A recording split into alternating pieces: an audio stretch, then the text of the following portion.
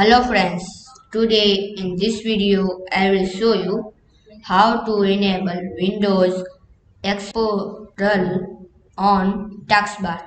Firstly, you need to click an empty area, right click an empty area. You see this option Taskbar settings, click on it. Now you need to scroll down and click Taskbar corner overflow.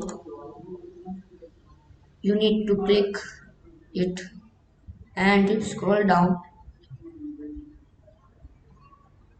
and you see this icon mouse key mouse keys, enable it. Now you see this mouse key is see on taskbar.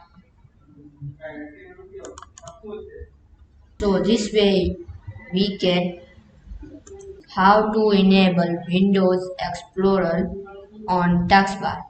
Thanks for watching.